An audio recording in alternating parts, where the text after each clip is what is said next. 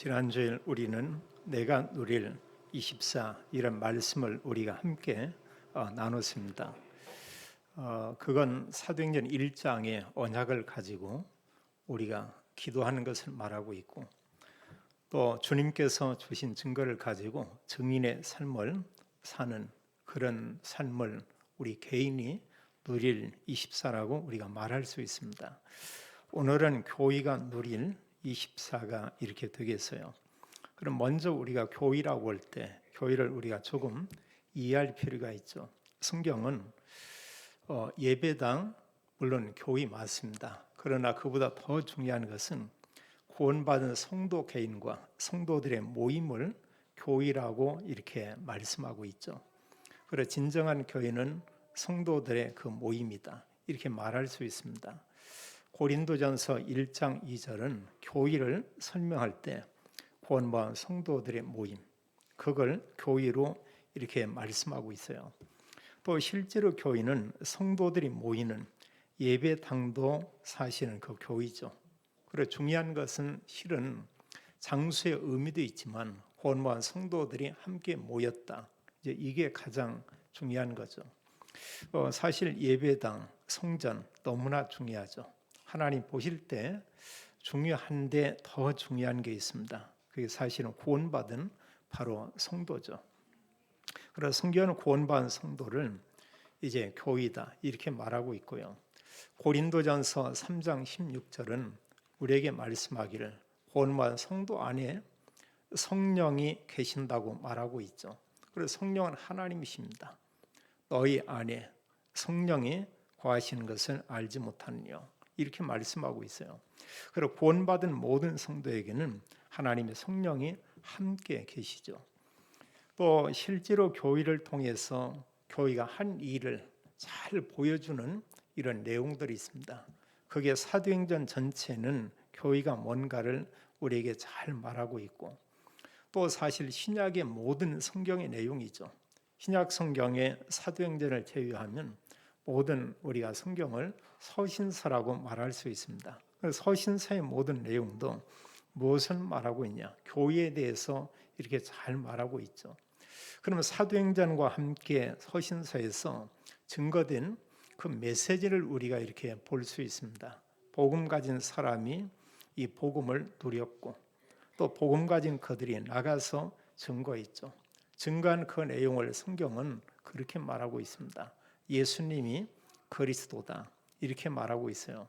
우리가 항상 듣는 말씀이지만 불신자들은 단 한 번도 듣지 못했고요. 또 교회에 오랫동안 다니고 있으면서도 듣긴 했어도 이 말씀을 모르고 있는 사람들이 많은 것을 우리가 볼 수 있습니다. 그래서 성경은 예수님이 그리스도다, 이것을 증거한 내용을 사도행전과 서신서에서 말하고 있고, 그와 함께 이 복음을 전했던 사람에게 하나님 주신 응답이 있죠. 그게 증인의 응답 24였던 것을 보게 됩니다.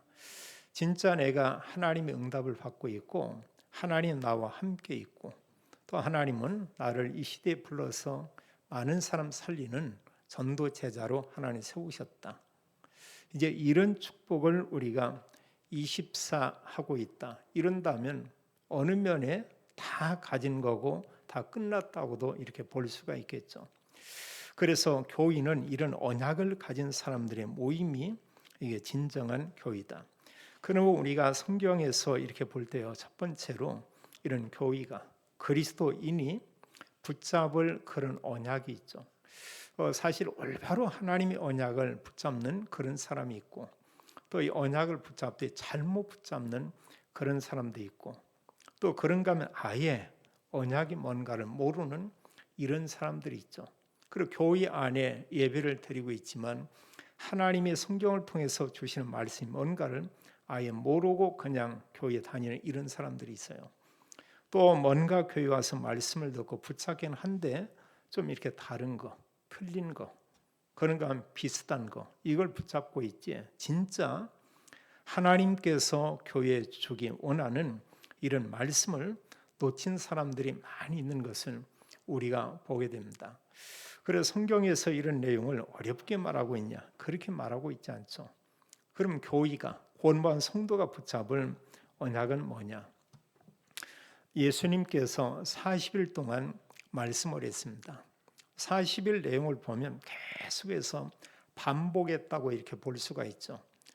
제자들은 예수님의 중요한 말씀을 다 기록을 했고 그것을 남겼습니다.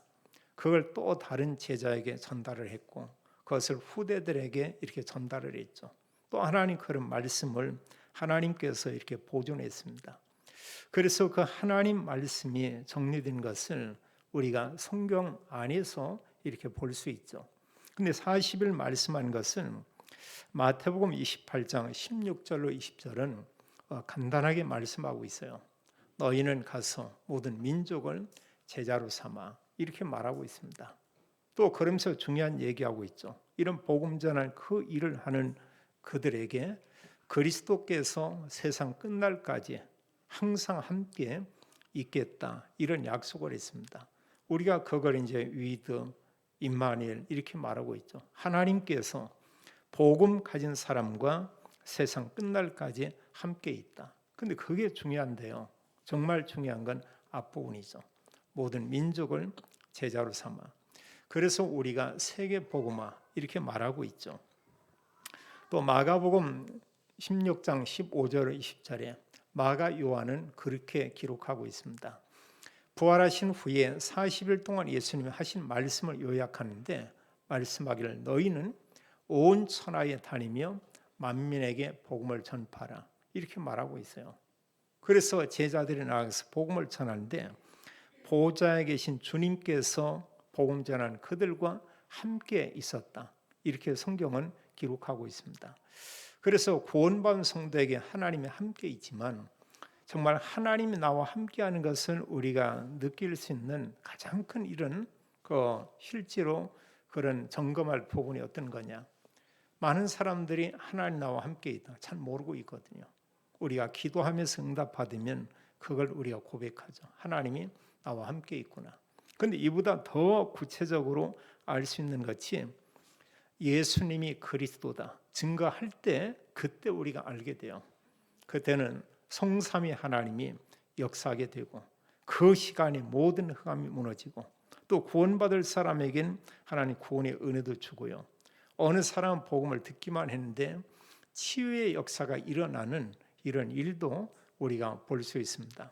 그래서 복음 자체가 이루 말할 수가 없죠. 그리고 주님께서는 온 천하에 다니며 만민에게 복음을 전하라. 만민에게 예수님이 그리스도인 것을 그들에게 알리도록 해라. 이렇게 말씀했죠. 또 요한복음 21장 15절 18절은 마지막 중요한 메시지입니다. 우리가 잘 알지만 요한복음은 예수님이 그리스도면서 예수님은 하나님이시다. 이렇게 말하고 있어요. 그러면서 하나님이신 그분이 그리스도로 오셔서 모든 구원을 이루셨죠. 그럼 마지막 중요한 메시지 가운데서 성경 기록하기를 다 이루었다. 이렇게 선언하고 있습니다. 그 말씀을 하고 부활하신 주님께서 마지막 중요한 메시지는 내 어린 양을 먹이라. 이 말을 거듭 3번 말씀하는 것을 보게 됩니다. 내 양을 먹이라. 내 어린 양을 먹이라. 내 양을 치라. 이게 사실은 우리 후대와 함께 또 새신자와 모든 성도들에게 하나님 언약을 전달하라. 그럼 우리가 후대에게 언약 전달하는데 내용은 뭐냐? 또 한 가지예요. 그리스도. 이것을 우리 자녀와 후대들에게 알게 하라. 이렇게 말씀을 했고요. 또 사도행전 1장에도 우리가 잘 알고 있죠. 예수님이 40일 동안 하나님 나라의 일을 말씀을 했다. 이렇게 기록하고 있고요. 그래서 마지막 중요한 이런 내용 가운데 사도행전 1장 8절은 오직 성령이 너에게 임하시면 이렇게 말씀을 했습니다. 자, 하나님이신 그분이 영으로 믿는 자에게 오게 될 것이다. 근데 성경은 충만히 임하게 된다. 이렇게 말하고 있어요. 그래서 성령 임하면 권능을 받을 것이다. 예루살렘 온 유대 사마리아 땅끝까지 이르러서 내 증인이 되리라. 이렇게 말씀을 했죠. 그래서 사실 이게 이루 말할 수 없죠. 우리가 살면서 많은 응답을 받을 수도 있습니다. 어느 날 어느 사람이 많은 돈을 벌 수도 있어요. 그럼 과연 그게 진정한 행복일까? 어느 사람이 방법이 나쁘긴 했지만 거의 한 2천억 가까이 되는 이런 돈을 이제 자기 소유로 이렇게 만들고 있습니다. 그렇게 했지만요, 굉장히 많은 돈을 가지고 있지만 본인이 얼마나 불안했겠어요. 그 내용을 자신뿐 아니고 가족들이 다 알고 있었습니다. 가족들 또한 어땠겠습니까? 정말 그들이 잠을 제대로 잤을까? 어떻게 보면 너무나 어리석은 거죠. 그건 당연히 드러날 수밖에 없습니다. 너무나 그 다음에 여러 가지 일어난 일들은 말할 수가 없죠. 그게 과연 진정한 복이냐? 전혀 그게 아니죠.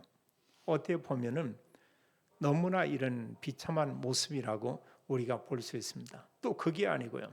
아주 정당한 방법으로라도 많은 소득을 올리고 돈을 벌게 됐다. 그럼 진정 정말 행복하겠는가? 약간의 유익이 있을지 모르겠습니다만 가족들과의 이런 삶 결코 이전보다 행복하다 이렇게 보기 어렵겠죠. 또 형제들과의 관계가 좋아진다. 우리가 보면은요, 평범한 사람들이 형제들과의 관계가 좋지 서로 너무 부자가 되면 사실은 어떻게 보면 너무나 가까운 거죠. 그러나 실제로 그들은 뭐고냐? 말할 수 없는 형제끼리 많은 시기도 합니다. 다투기도 합니다. 싸우기도 합니다. 심지어는 이미 원수처럼 생각하고 이렇게 사는 그런 사람도 있죠. 그럼 오히려 그게 좋은 건데도 사실은 그것 때문에 가족이나 형제나 친족이나 친구나 이런 모든 관계가 다 무너져 있는 이런 사람들을 우리가 더러 볼 수 있습니다. 근데 더러가 아니고 정말 많겠죠. 그래서 예수님께서 여러 말씀을 했지만 그게 진정한 축복을 주는 게 아니다. 염려한다고 뭘 많은 걸 소유하냐? 그것도 아니다. 그런 걸 위해서 염려하지 말라. 너희는 먼저 그의 나라와 그의 의를 구하라. 이렇게 말씀했죠. 그럼 모든 것을 너희에게 더해 주리라. 그럼 하나님 나라와 하나님 의를 구하는 게 뭡니까? 내용은 그리스도를 올바로 알고 누리고 그리스도를 증거하라. 이게 하나님의 뜻이죠. 그래서 복음이 증거되면 흑암의 세력은 떠나가게 돼 있고요. 올바른 복음이 증거되면 하나님께서 모든 걸 회복하게 하는 것은 우리는 이미 잘 알고 있습니다. 그럼 마지막에는 말씀하기를 너희는 가서 그리스도 이것을 증거하는 정인의 삶을 살아라. 이렇게 말씀하고 있죠. 그러면서 우리가 붙잡을 언약을 성경은 너무 구체적이면서 간단하게 이렇게 말하고 있습니다. 그게 사도행 1장에 나와 있어요. 오직 그리스도. 또 말씀하고 있습니다. 그리스도 언약 가진 자를 통해서 그 사람이 가는 곳에 임하는 하나님 나라의 일 이렇게 말하고 있죠. 그래서 사실 복음 가진 사람이 있는 곳에 하나님 나라가 임하게 되어 있고요. 복음 가진 사람이 전도라는 것을 마음에 담고 또 제자 너무나 중요하다 이런 생각한다. 그 현장에 하나님 나라가 임하게 되어 있죠. 그래서 예수님께서 가는 곳마다 흑암이 무너지고 거기서 하나님 나라 임했죠. 그런데 그런 말할 수 없는 은혜를 우리에게 주셨습니다.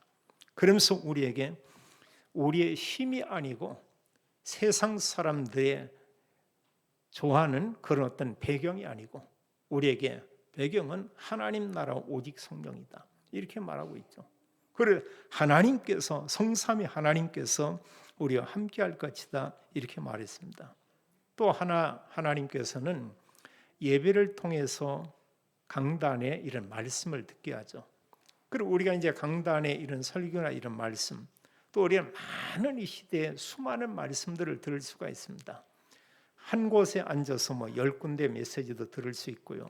정말 유명한 목사님의 말씀도 들을 수 있고 또 영적으로 아주 은혜가 되는 이런 말씀도 우리가 들을 수가 있고요.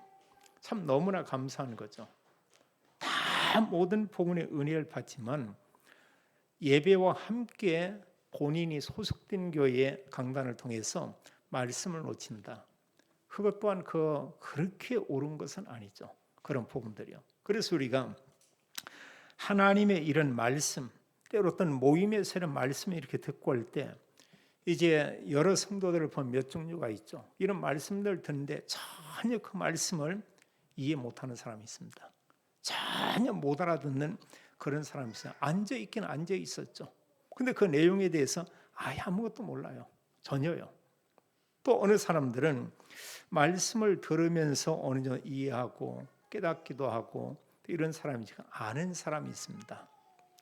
그 순간. 근데 그게 이제 어느 정도 길게 가면 모르는데 잠깐 후에는 그 말씀이 아무 생각도 안 나요. 그냥 집에 돌아가서 어떤 문제가 생기고 또 사람을 만나면 내가 주일날 뭐 예배 드린 말씀을 들었다. 아예 아무 생각이 안 나는 겁니다. 그리고 그 뒤에 이 말씀 다시 보지도 않는 겁니다. 자, 이런 정도 우리가 상태에서 우리가 복음을 전한다? 쉽지 않겠죠. 또 밖에는 눈에 보이는 사탄은 여러 가지로 우리를 여러 가지로 유혹을 하고 때로는 우리를 또 속이기도 하고 대적하게 되죠. 과연 그 사단의 이런 역사에 대한 것, 사탄의 속삭임에 대한 것은 우리가 과연 알 수 있겠느냐? 그런 부분을 우리가 못 느끼겠죠. 또 어느 사람들은 말씀을 듣고 정말 은혜 받는 사람이 있어요. 그 시간에 은혜도 받고 고개도 끄덕거리고 아멘도 하고 합니다. 그 문제는 뭐냐? 이제 밖에 나가 사는 데는 그 말씀이 뭐 생각 별로 안 나는 거예요. 그 시간을 은혜가 되고 좋았지만 그게 내 메시지는 아닌 겁니다. 그냥 은혜 받고 그냥 좋았어요. 교회 가니까 너무 좋아요. 또 예배 들으면 좋아요. 성도들 만나고 나니까 좋아요. 또 어떤 분위기 좋은 교회 가고 오면 너무 그 교회가 좋다.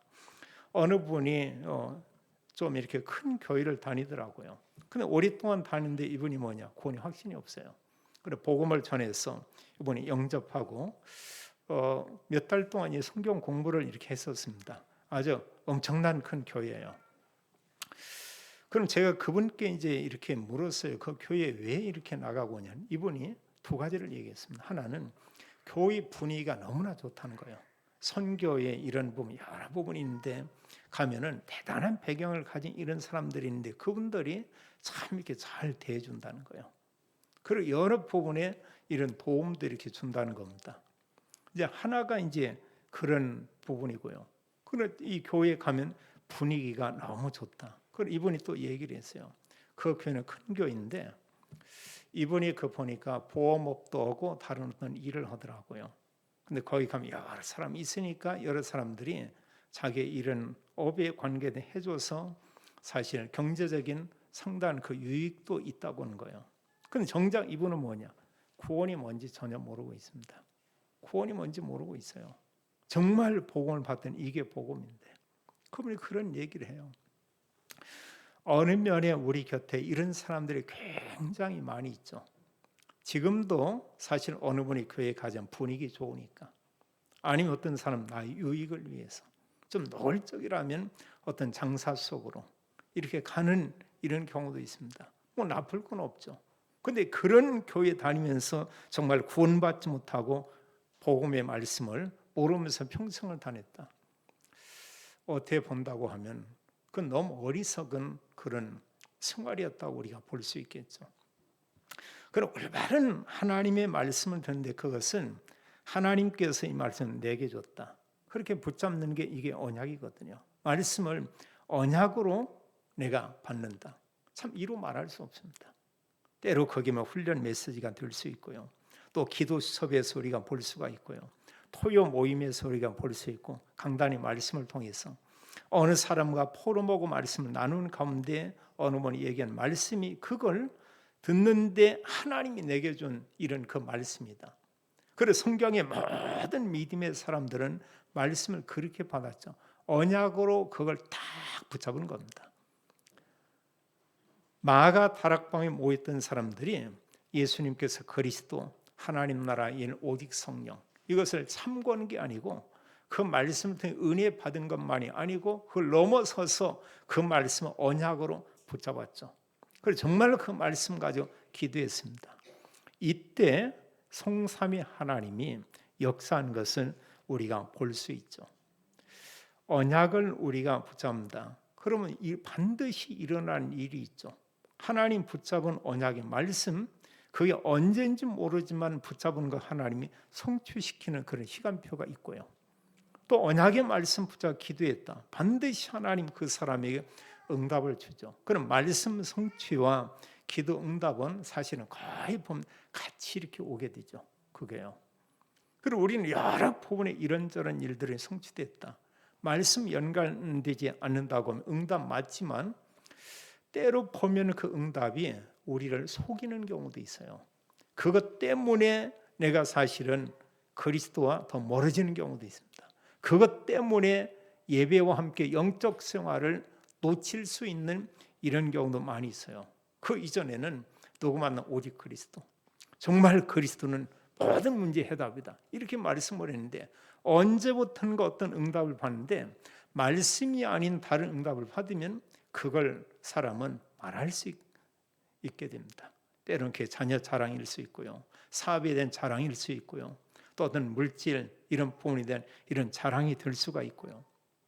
그래서 너무 가정에 언약이 아닌 다른 응답이 많이 오면은 이게 좋을 수도 있지만 그때가 영적으로 보면 위험할 수도 있어요. 오히려 보면 뭐냐? 자꾸 그리스도와 교회와 멀어지는 이런 시간도 이렇게 될 수 있습니다. 그럼 본인에게 얼마나 큰 손해예요. 이런 부분이요. 또 그런 본인이 그뿐이 아니잖아요. 이 한 사람이 있지만 그게 자녀와 관계되어 있습니다. 또 그 사람 주변에 있는 사람과 같이 연결되어 있습니다. 또 더 나아가서는 교회에 함께 믿음 생활하던 가까운 분들이 있어요. 어느 한 사람이 영적으로 은혜 속에 있으면 이게 주변 모든 사람에게 많은 부분의 영적인 축복이 전달되죠. 그러나 어느 사람이 영적으로 자꾸 어떤 안 좋은 쪽으로 가게 되면 그 부분도 다 이렇게 전달이 됩니다. 누구한테냐? 가장 가까운 사람에게서부터 그 다음 사람, 모든 사람에게 전달이 돼요. 그리고 결국은 우리가 모든 기준은 얼마나 내가 그리스도와 가까이 있냐, 멀리 있냐. 이제 이런 부분들이 참 이렇게 중요하죠. 그래서 나의 24 이럴 때는 언약과 내가 얼마나 가까이 있냐. 또 교회 24 이러고 올 때 언약의 말씀과 함께 주님의 교회와 내가 얼마나 가까이 있고 어떤 상태에 이렇게 있냐. 우리는 이제 현장과 24라고 할 때는 내가 정말 나에 있는 현장에서 그리스도를 내가 말하고 있냐, 말하고 있지 않냐. 이제 이거거든요. 다른 게 아니고. 진짜 모든 응답은 하나님께서 현장에서 다 주죠. 그래서 사도행전을 보면 하나님 모든 응답이 3장에서 28장까지 보게 되면 이게 모든 게 다 현장이죠. 그들이 안에서 모여서 은혜 받지만 언약을 붙잡고 나가서는 이걸 선포하고 증거하는 겁니다. 이때요 귀신이 떠나가고 이때 하나님께서 여러 역사들을 일으키고 가장 큰 응답은 어떤 거겠냐? 복음이 증거되는 가운데 지역에 많은 제자가 일어나는 것은 우리가 볼 수가 있죠.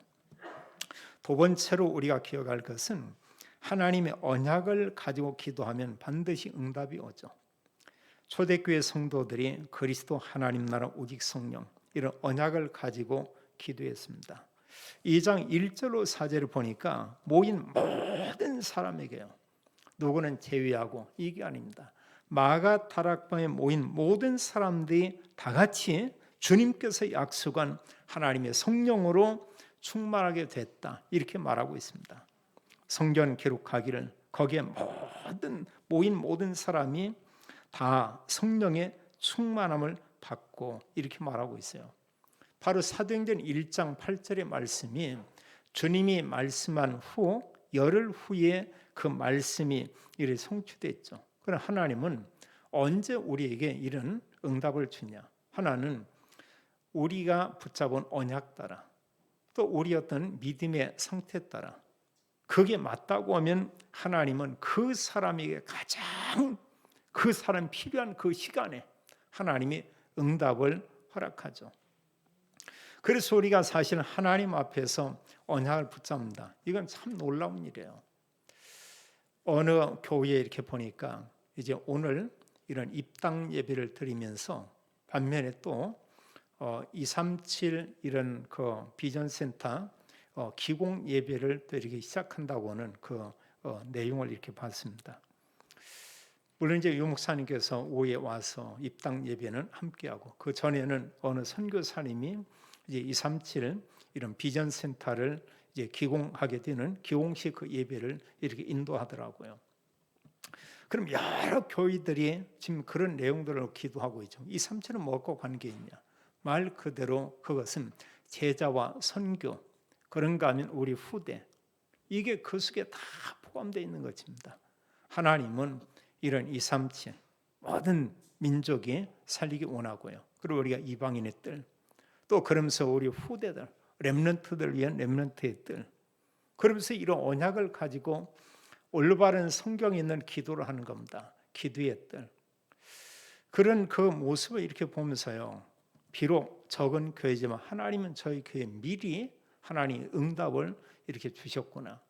지금 웬만큼 규모 있는 교회들이 계속 이럽니다. 대구의 어느 교회도 큰 교회인데 지금 그 237 이런 센터를 새로 짓기 위해서 이렇게 막 준비하고 있고, 그리고 참 이런 여러 모습을 보면서 우리는 모르고 있었고 저도 모르고 있었지만 하나님은 이 흐름 속에 있을 때 지금까지 하나님 모든 것을 참 인도에 이렇게 왔구나. 그리고 우리가 그런 중심을 가지고 우리가 전체를 이렇게 보는 겁니다. 그런다고 하면 우리가 어떤 일을 해야 될 건가? 이미 뭐 메시지도 있고 또 어떻게 해야 될 여러 부분에 대해서 다 말하고 있죠. 그리고 이런 영적인 힘을 가지고 나가서 우리는 어떤 일을 해야 되는가? 성경 말하고 있습니다. 이런 응답과 증거를 오는데 이곳에 15나라 사람들이 여기에 모여들었죠. 그래서 사실 어느 분이 응답받고 있다, 그리스도 언약을 가지고 있고 응답 속에 있으면 사람들을 하나님께서 이렇게 붙이죠. 그걸 우리가 만남의 축복이다 이렇게 말할 수 있습니다.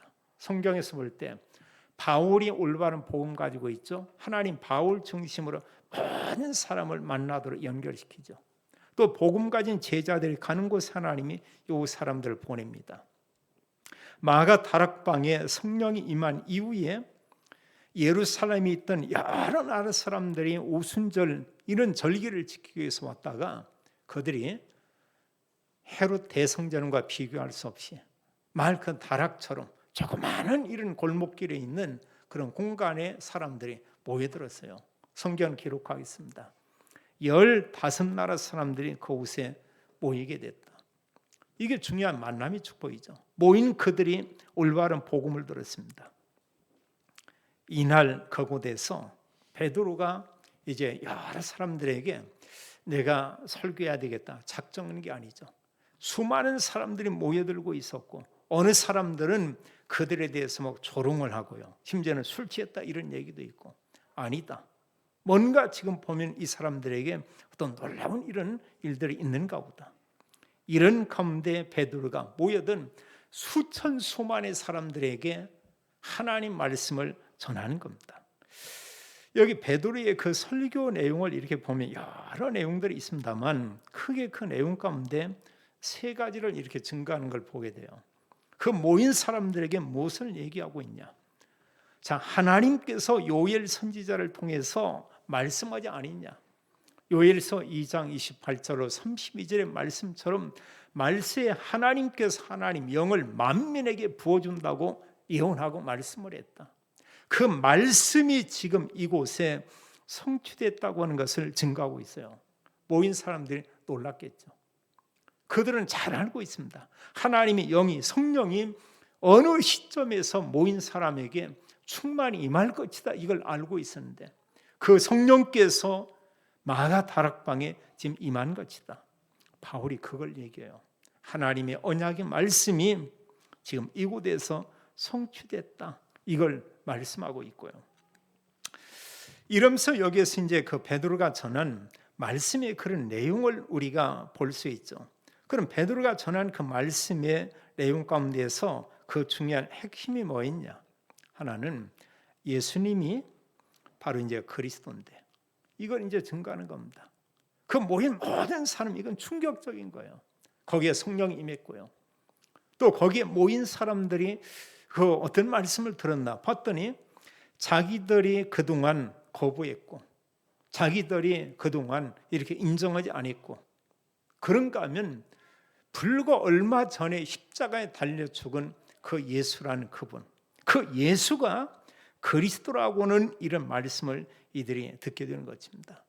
그리고 베드로가 그들을 많은 사람들 앞에 증거한 내용 가운데 2장에 보면 22절, 23절 그런 얘기하고 있죠. 22절 나사렛 예수에 대해서 말씀하고 있고요. 그러면서 23절에 말하기를 하나님께서 정하신 뜻대로, 그러면서 너희가 법 없는 자들의 손을 빌려서 예수님을 십자가에 못 박아 죽였다, 이렇게 말하고 있습니다. 예수 그리스도의 십자가의 죽으심을 그들에게 말하고 있고요. 그러면서 또 말씀하기를 그 내용 가운데 24절로 이제 28절에 이렇게 말하고 있죠. 그렇지만 그 예수 그리스도 그분을 하나님께서 다시 살리셨다. 시편의 말씀을 인용하고 있죠. 시편 16편 8절로 11절은 주의 거룩한 자는 죽임을 당하지 아니한다. 그럼 다시 살아난다는 얘기죠.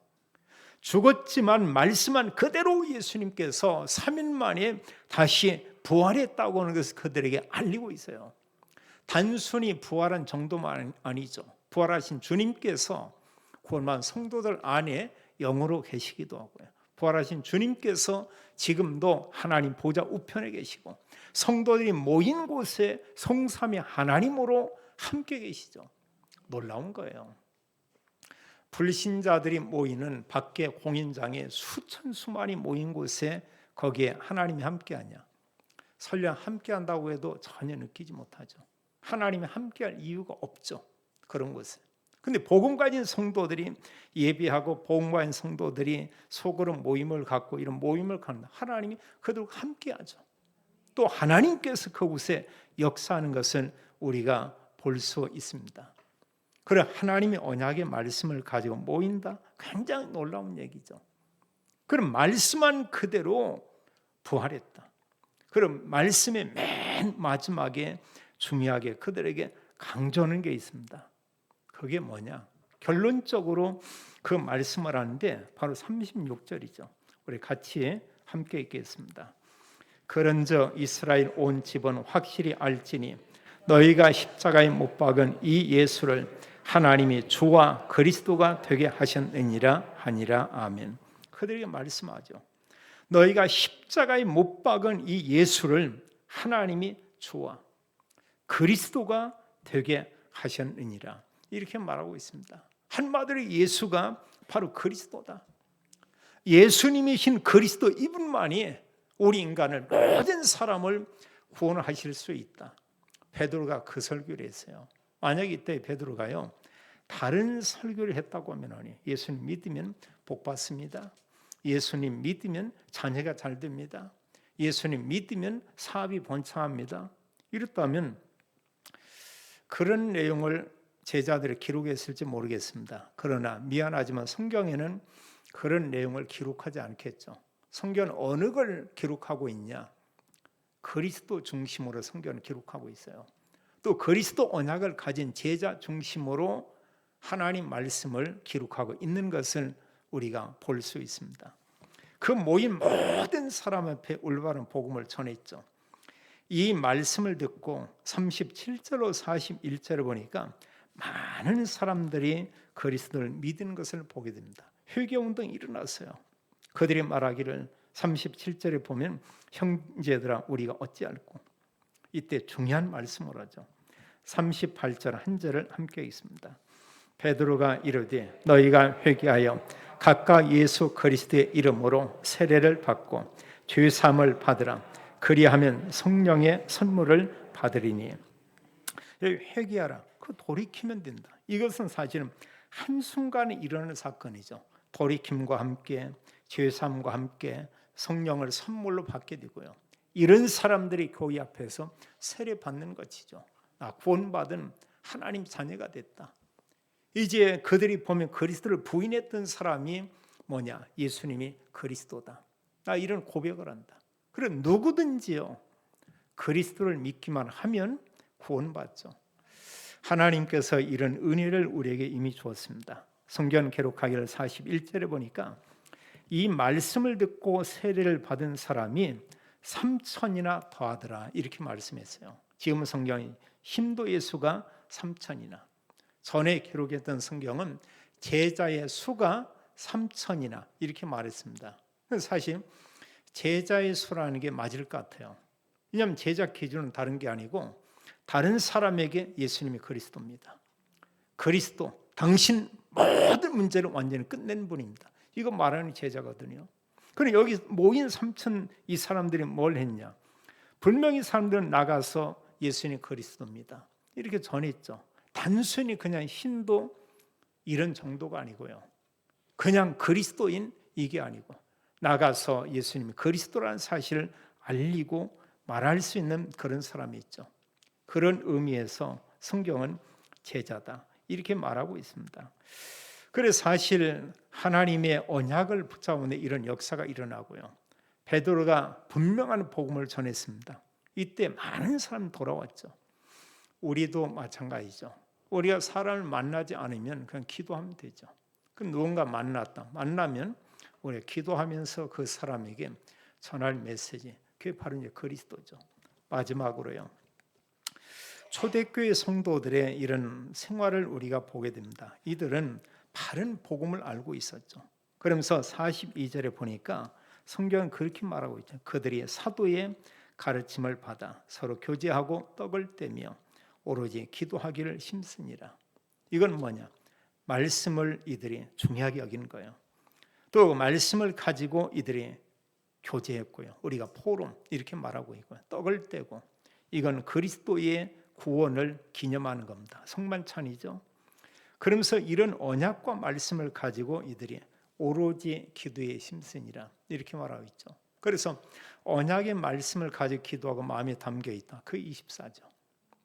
또 그런 사람이 다른 사람에게 그리스도로 답을 주는 걸 보게 됩니다. 또 은혜 받은 많은 사람들이 자기들이 있는 물질로 헌금도 하고 어려운 사람 돕기도 하고, 하나님은 이런 핍박 가운데 있었지만 초대교회를 하나님 축복하는 것을 보게 되죠. 그래 정말 우리가 은혜 받으면 그 은혜 때문에 복음도 나누지만 때로는 물질이나 여러 품도 함께 나누기도 하죠. 그게 바로 초대교회였어요.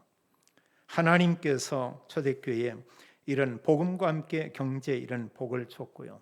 또 초대교회 성도들의 생활을 잘 보여주는 게 이제 46절로 7절을 보면 잘 알게 됩니다. 이들이 날마다 그랬고요.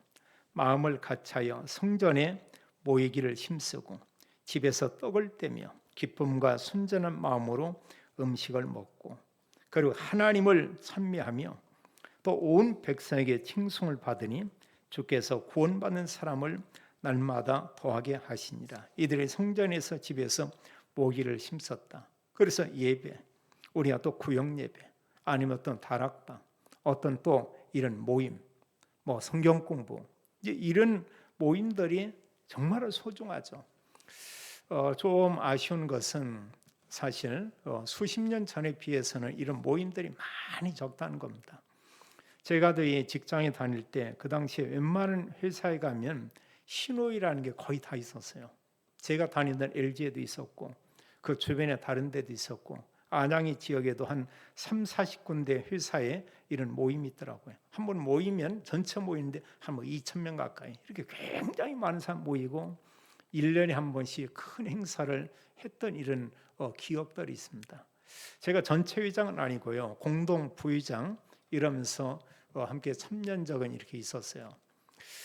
상당한 부분이 보면 참 복음 내용이 약한 이런 것도 한편에 있었고, 그러나 어디든 직장마다 그런 모임이 있었죠. 지금 제가 알기로 웬만한 직장에 이런 신호의 모임이다, 기독인들 모임이다 거의 없을 거고 있다고 해도 잘 안 될 겁니다. 그게 뭐냐? 이게 얼마나 중요하다고는 여기에 마음을 담은 사람들이 많지가 않다는 그런 얘기죠. 근데 그전엔 사람들은 모이면 얼마나 이 모임을 사모했는지 몰라요. 저희 직장 같은 경우는 안에 이런 공간이 40-50평 이사의 미랄 신호의 미랄 교회 아주 간판을 걸었고요. 그 매일 모이는 겁니다. 그 매일 모여요. 그 장소를 넓은 곳은 우리만 사용을 했으니까 늘 모이죠. 지금 보면은 참 놀라운 참 은혜였다. 이런 참 생각들이 들고 그럽니다. 이런 초대교회 성도들이 또 생활 가운데 정말 중요한 삶이 사도행전 5장 42절에 보면 잘 기록되어 있어요. 그들이 날마다, 성경 날마다 그랬습니다. 성전에 있든지 집에 있든지, 성전에 있든지 집에 있든지 예수는 그리스도라고 가르치기와 전도하기를 그치지 아니하니라. 이게 다였습니다. 초대교회 메시지는 바로 그거였어요. 그 내용을 기록했는데 이들이 정말 초대교회 성도들의 삶에 대한 걸 간단히 기록을 했는데 그게 사도행전 3장에서 28장이죠. 그럼 그 내용과는 뭐냐? 예수는 그리스도. 이걸 증거한 내용을 기록했고 또 거기에 이런 사역에 함께했던 제자들의 이름과 그 제자들의 집에 대한 부분을 지역에 대한 것을 말하는 것을 우리가 볼 수 있죠. 가장 복 있는 사람이 어떤 사람이냐? 교회 다니는 사람? 그럴 수도 있지만 그게 아니고요. 그리스도를 정말로 믿는 사람, 그리스도 믿음으로 구원받은 사람, 이게 복 있는 사람이고요. 정말 복 있는 사람이 어떤 사람이냐? 구원과 함께 주님께서 주신 이런 영적인 복을 누리는 사람, 누리는 방법이 기도죠. 이때 하나님 나라가 임하게 되고요. 그러면서 정말로 복 있는 사람이 어떤 사람이냐? 그리스도를 사람들에게 증거하는 그 사람. 사도행전 1장 8절의 말씀이 이루어지는 그 현장에 있는 그 사람, 이 사람이 가장 복 있는 사람이다. 언약 가지고 나 자신을 보고 우리가 가정과 교회를 보고 지역과 237 나라를 보면서 이 복음 누리며 그들에게 그리스도를 증거하는 증인 24의 축복을 누리게 되기를 예수님의 이름으로 축원합니다.